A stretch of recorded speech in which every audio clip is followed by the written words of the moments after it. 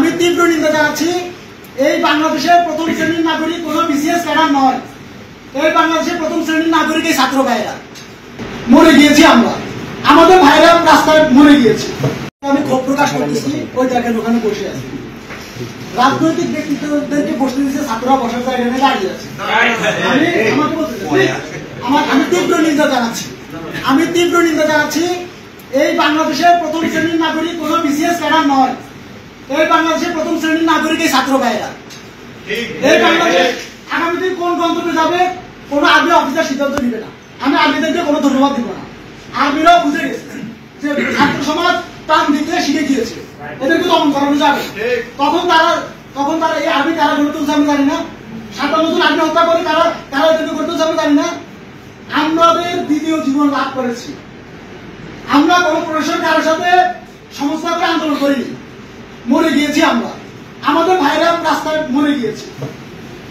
বাংলাদেশ আর কখনো পথ হারাবে না। ছাত্ররা বাংলাদেশে হাল ধরে নিয়েছে।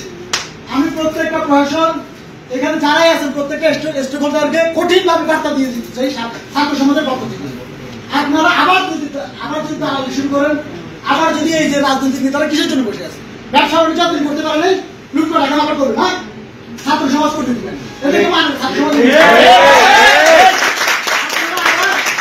আপনারা আবার বিশ্ববিদ্যালয় বাণিজ্য করবেন, নিয়োগ বাণিজ্য করবেন, আবার এখানে জীবিকা কালেকশন করতে দিবেন, হ্যাঁ ছাত্র সমাজ প্রতিরোধ করবে।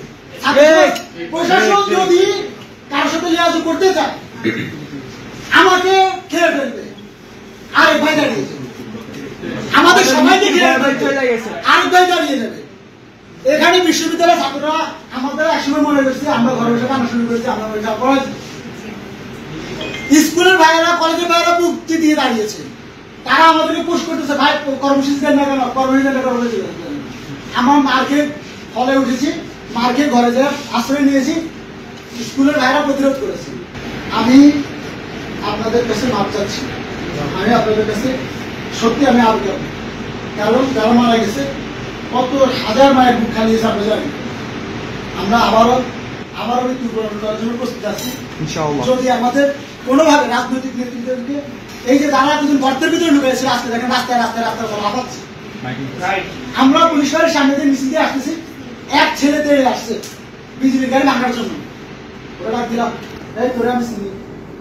প্রতিরোধ কমিটি করছি, প্রতিরোধ কমিটির প্রধান ছাত্রলীগের প্রধান বলছেন 71 সালের রাজাকার ছিল, 24 সালের রাজাকার আছে। ওই যে মুরগি সাপ্লাই দিত সে ঘাটানি কমিটির প্রধান এখনো প্রশাসনকে ইনফরমেশন দিত, প্রশাসনের সাথে যোগাযোগ করতো, ছাত্রদেরকে কিভাবে হল থেকে বের করা এটা মেনটেন করতো। তারা কিন্তু আছে। আগেরটার সাথে ছিলাম, বর্তমান যেটা হচ্ছে এটার সাথে না, এক দফার সাথে না। আমাদের কাছে সকল ইনফরমেশন আছে। আমরা যখন টাটা করছি আমাদের সমন্বয় কমিটি আমাদের ভাইদেরকে পুশ করা ছিল, তুই জানো আমরা আসি লিস্টে নাম দিও না। আমরা বলছি আমাদের লিস্টে নাম থাকলেও লিস্টে নাম হয়ে গেছে, আমরা জয় বাংলা হয়ে গেছে অলরেডি। এখন লিস্টে নাম থাকলেও কি না থাকলেও কি মরে গেছি, যতটুকু যে কদিন আছি বোনাস আছি, কাজ করে যাবো।